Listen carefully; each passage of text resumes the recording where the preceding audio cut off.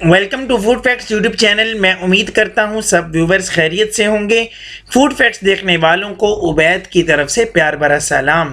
Viewers, आज मैं आपके लिए बहुत ही मज़ेदार फिरनी की रेसिपी लेकर आया हूँ। इंतहाई मज़ेदार रेसिपी है और बहुत ही ज़्यादा बनाना इसको आसान है।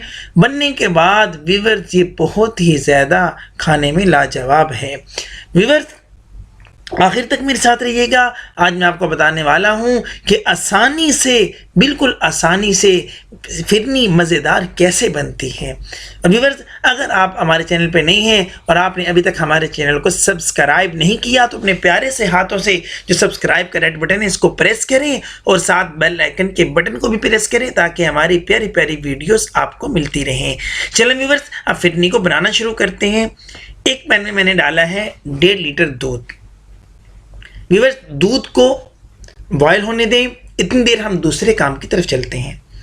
ये 5 से 6 अदद इलायची है, इसका हमने पाउडर बनाना है। इसी तरीके से इसी तरह हमने इसको नहीं डालना, मोटा पाउडर बना के इसको डालना है। इसका आपने ख़ास ख्याल रखना है। बादाम तकरीबन 15 से 20 अदद बादाम है और बादाम व्यूअर्स इसके साइज़ को छोटा कर लेंगे, लेकिन इनका पाउडर नहीं बनाना। थोड़ा सा मोटा मोटा बादाम रखना है, ये खाने में फिरनी के अंदर अच्छा लगता है। और ये देखें 15 से 20 पिस्ता जो मैंने डाला है इसके अंदर, इसको भी इसी तरीके से इसके साइज़ को छोटा कर लेना है। पाउडर नहीं बनाना, हमने इसका पूरा मज़ा लेना है, बादाम का भी और पिस्ते का भी।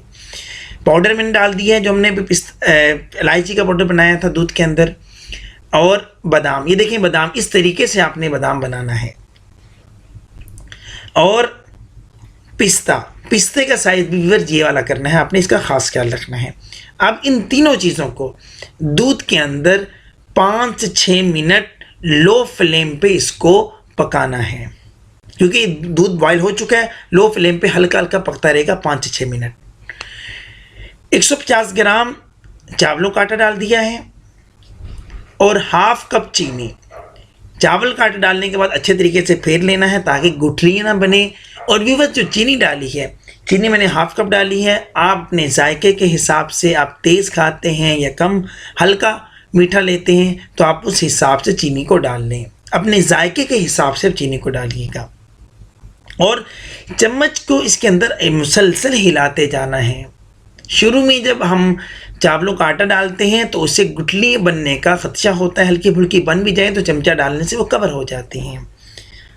और ये देखें व्यूअर्स, आपने एक और चीज़ का ख़ास ख्याल रखना है। ये देखें हमारा ये रेडी होने की तरफ आ चुका है। अब ये देखें जी व्यूअर्स, यहाँ पे आपने जिस चीज़ का ख़ास ख्याल रखना है वो ये है कि देखें ये मेरा रेडी हो चुका है। मैं इसको बाउल के अंदर डाल रहा हूँ। ये इससे ज़्यादा पतला नहीं होना चाहिए, ना इससे ज़्यादा गाढ़ा। उसकी वजह यह है व्यूअर्स, अभी ये गर्म है, अब इसको हम ठंडा करेंगे। ठंडा होने में इसको तकरीबन 1-2 घंटा लग जाएगा। जब ठंडा होगा, ठंडा होने के बाद ये अपनी असल पोजीशन में आ जाएगी फिरनी। इसका आपने ख़ास ख्याल रखना है। ज़्यादा अगर आप इसको पका लेंगे, पकाने के बाद जब ये ठंडा हो गया, फिरनी जब ठंडी होगी तो आपको खाने का बिल्कुल भी मज़ा नहीं आएगा। और व्यूअर्स, इस तरीके से आपने ये इसको तकरीबन 3 से 4 घंटे हो गए हैं और 3 से 4 घंटे के बाद मैंने ओपन रखा था। अब इसको इस तरीके से गार्निश किया है। और व्यूअर्स देखें, फिरनी हमारी तैयार हो चुकी है। व्यूअर्स, खुद भी खाएं, मेहमानों को भी सर्व करें। अगर आपको वीडियो अच्छी लगी, वीडियो को लाइक करें, शेयर करें और अगर चैनल सब्सक्राइब नहीं किया चैनल को ज़रूर सब्सक्राइब करें। और नेक्स्ट वीडियो तक के लिए अपने भाई उबैद को इजाज़त दिए। अल्लाह हाफिज़।